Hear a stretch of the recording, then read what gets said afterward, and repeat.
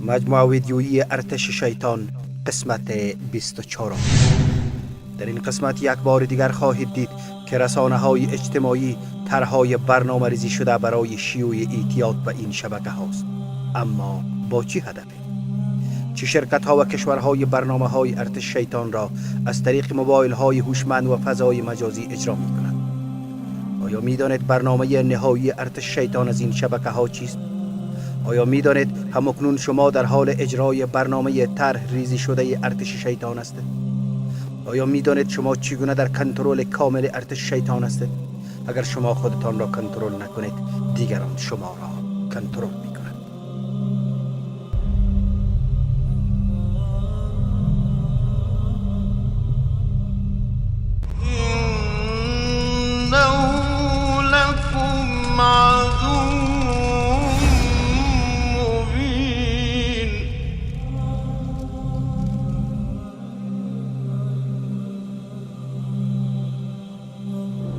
این قسمت بسیار درخواست شده بود تا یک بار دیگر پوشش داده شود، زیرا یکی از بزرگترین فتنه های این عصر و زمان است.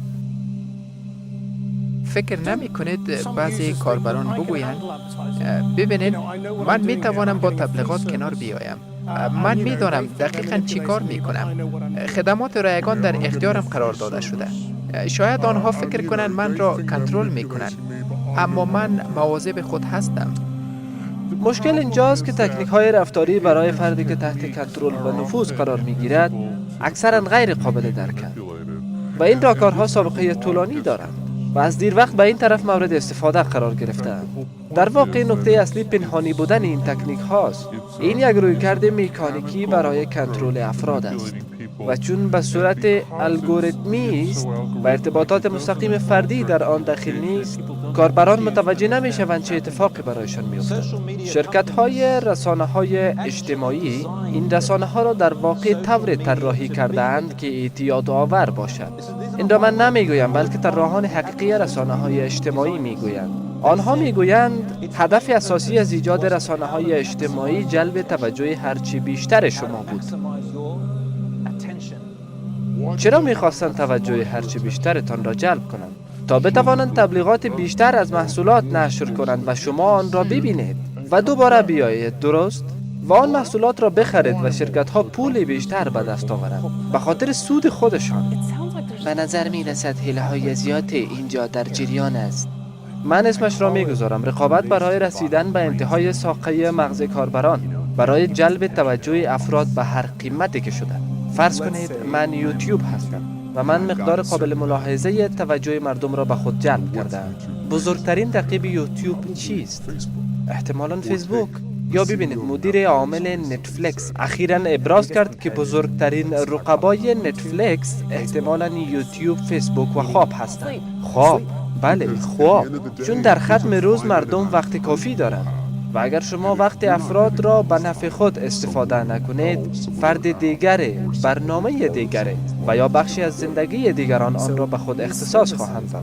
پس این خدمات در واقع با هم در رقابتند تا ما وقت خود را در کجا به مصرف برسانیم، چه در خواب باشیم و چه با دوستانمان. این مبارزه جریان دارد تا توجه هرچی بیشتر ما را به خود جلب کند. فرایند فکری که در عقب ساخت این برنامه ها موجود بود، مثلا در عقب ایجاد فیسبوک که بیشتر از همه ایجاد شد، آن فرایند فکری کلاً در این مورد بود که چگونه وقت و توجه آگاهانه هرچی بیشتر شما را به خود اختصاص دهیم. میدانید زمان چقدر با ارزش هست؟ الله عزوجل در قرآن به زمان قسم یاد می کند. الله سبحانه و تعالی می فرماید والعصر، قسم به زمان، و الله متعال فقط زمانی به چیز قسم یاد می کند که خیلی با ارزش باشد تا اهمیت آن را برای ما نشان دهد. والعصر، قسم به زمان، ان الانسان لفی خسر، به تحقیق انسان ها در زیانند. رسول الله صلی الله علیه و سلم می فرماید لا تزول قدم عبد یوم القیامه حتی تسأل عن اربع. پاهای فرد در روز قیامت حرکت نخواهد کرد تا آنکه در مورد 4 چیز مورد پرسش قرار نگیرد. عن عمره فيما افناه، در مورد عمرش، عمر خود را چگونه به پایان رسانده است، با تمام آن زمانی که الله عزوجل در اختیارش قرار داد چه کرد. جامعه به تدریج تاریک شده است، با طرحی که همه را همواره تحت نظارت قرار داده است و همگی تحت یک نوع پروسه آرام تغییر رفتار قرار دارند. پروسه‌ای که اکثر مردم را پریشان و بد اخلاق ساخته است. پروسه‌ای که به طور خاص جوانان را افسرده ساخته است که می تواند شدید هم باشد. بنان وقت فشار قابل ملاحظه در زندگیشان رونما می گردد، آنها به افراد رو نمی آورند، بلکه به دستگاه‌های در دست داشته خود رو می آورند، به رسانه‌های اجتماعی و به چیزهای رو می آورند که برایشان موقتا آرامش می دهد. دانشمندان اکثرا می گویند افرادی که بیشتر وقت خود را صرف فیسبوک می کنند از افسردگی بیشتری رنج می برند، در مقایسه با کسانی که کمتر از فیسبوک استفاده می کنند. انزوا، طفل شما وقت بیشتر را وقف رسانه‌های اجتماعی می کند، به جای اینکه آن وقت را با والدین خود و یا با خواهر و برادر خود سپری کنند. رسانه‌های اجتماعی یک نوع اسلحه است که شیطان را قادر می‌سازد به دو تا از اهداف اصلیش برسد. اولا، این رسانه‌ها باعث می‌شوند شما بالای زندگی فریبنده اجتماعی خیالی تمرکز کنید و شما را از هدف اصلی زندگی که الله سبحانه و تعالی برایتان داده است دور می‌سازد. دوما، شیطان با این وسیله شما را از فامیل و جامعه دور و منزوی می‌سازد. این انزوا باعث می‌شود شما مرتکب گناه شوید. یک وسیله مناسب برای شیطان به منظور جدا ساختن و تسخیر. رسول الله صلی الله علیه و سلم در حدیثی که در صحیح مسلم نقل شده می‌فرماید: ابلیس ارتش خود را به منظور انجام فساد به بیرون می‌فرستد. نزدیکترین آنها به ابلیس از لحاظ درجه شرورترین آنها در انجام فسادند. شیاطین نزد ابلیس آمده و هر یک در مورد فعالیت‌های آن روز خود به او گزارش داده و می‌گویند: من امروز چنین و چنان کردم. ابلیس می‌گوید شما هیچ کاری نکردید. سپس یکی از آنها آمده و می‌گوید من امروز یک زوج را از زوجه‌اش جدا کردم. ابلیس می‌گوید نعم انت بله تو مرد من هستی، پیش بیا. و بر سرش تاج می‌گذارد. حدیث صحیح مسلم هست، راوی جابر رضی الله عنه: اندکی به این بیندیشه، استعمال دخانیات حرام است، کشتن حرام است، زنا حرام است، هر گناهی که باشد حرام است، طلاق حرام نیست.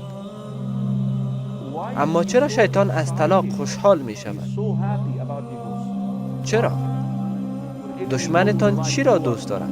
تفرقه انداختن و حکومت کردن را. با طلاق می تواند که میان اولین واحد یک اجتماع تفرقه و جدایی ایجاد کند. چون جامعه از چه تشکیل شده است؟ از واحدها. خشت‌های یک دیوار را تصور کنید. فامیل اولین خشت در اجتماع است. اولین واحد.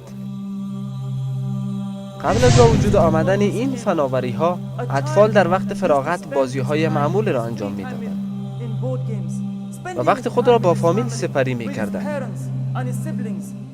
اما بعد از با وجود آمدن این فناوری‌ها، اطفال بیشتر وقت خود را وقف رسانه‌های اجتماعی می‌کنند. وقت بیشتر خود را صرف فیسبوک، یوتیوب و توییتر می‌کنند. وصاحبهما في الدنيا معروفا. با والدینتان به نیکی وقت بگذرانید. اطفالتان را آموزش دهید. زمان کافی با اطفالتان سپری کنید و فردا اطفالتان با شما وقت خود را سپری خواهند کرد. حال طفل خودش را با دیگران در رسانه‌های اجتماعی مقایسه می‌کند. دوستم در رسانه‌های اجتماعی آیفون 6 دارد، من هم می‌خواهم داشته باشم. فلان دوستم آیفون 7 دارد، من هم می‌خواهم. او خودش را با دیگران در تجملات دنیا مقایسه می‌کند. برادران و خواهران عزیزم، ارزشش را ندارد که خود را با دیگران روی تجملات دنیا مقایسه کنیم. مردم در رسانه‌های اجتماعی طوری به نظر می‌رسند که گویا زندگی بهتری از حقیقتشان دارند. به نظر می‌رسند. بله، آنها از لحظاتی که واقعا خوشحال بودند در صفحات اجتماعی تصویر می‌گذارند. تصاویر را تغییر حالت می‌دهند تا بهتر به نظر برسند. حتی اگر تغییر هم ندهند، حداقل تصویر را از میان جمع انتخاب می‌کنند. تصویری که بهتر نورپردازی شده و از زاویه مناسب گرفته شده است. پس دیده می شود که مردم خیلی زیباتر از چیزی که واقعا هستند به نظر می رسند و خیلی خوشحالتر از چیزی که هستند به نظر می رسند. پس اگر در اینستاگرام به دیگران ببینید، با خود خواهید گفت که مردم چقدر زیبا هستند. اما من چنین زیبایی ندارم و خوشحال هم نیستم. و این باعث می شود که به فرد احساس پریشانی دست دهد. اما در واقع افراد زیادی هستند که فکر می کنید خیلی خوشحالند، در حالی که آنقدر هم خوشحال نیستند. بعضی هایشان واقعا خیلی افسرده و پریشانند. بعضی افرادی که خیلی خوشحال به نظر می رسند، در واقع غمگین ترین افراد روی زمینند. خلاصه این که هیچ کسی نیست که همیشه وقت خوب به نظر برسه. مهم نیست چی کسی باشه. خیلی شرم‌آور است که به منظور گرفتن لایک بیشتر مجبور باشیم از اپلیکیشن دیگر استفاده کنیم که بیلیون ها دلار درآمد دارد. که مرا ببخشید که من این را میگویم، که مرا شبیه یک خرگوش یا پشک نشان دهد و یا شبیه سگ و هر چیز دیگر، چون فیلتر دارد. میدانم هیچ کس این کار را به این منظور نمی کند که بخواهد همانند حیوانات معلوم شود. این کار را می کند که چهره هایشان را پوشش متفاوت بدهند و زیباتر به نظر برسند و سپس از مردم توقع دارند که زیباییشان را تحسین کنند و در این حال به دیگران میگویند میخواهم مردم همان طور که هستم مرا بپذیرند و اگر نمیپسندند من همانیم که هستم. برای مهم نیست مردم چه فکر میکنند. واقعا پس این کارها برای چیست؟ اگر واقعا میخواهید مقایسه کنید، در اعمال نیک مقایسه کنید. در اعمال نیک. In good deeds. سابقوا إلى مغفرة من ربكم وجنة عرضها كعرض السماء والأرض. از همدیگر پیشی بگیرید در طلب بخشش و به سوی رفتن به بهشت.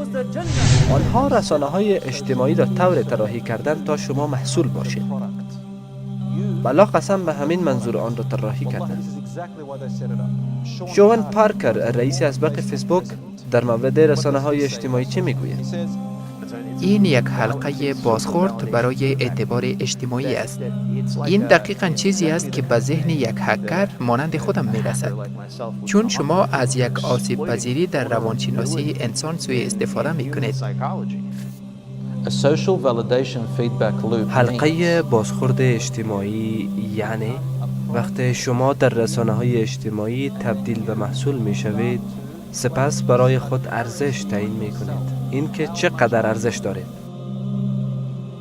این باعث می شود که برگردید دوباره و دوباره بیشتر و بیشتر، چون حال یک مورد شخصی است در رابطه با شما و اینکه چه ارزشی در جامعه دارید. این باعث می شود که شما اشتباهاً بپندارید که رسانه‌های اجتماعی برای شما این ارزش را داده است.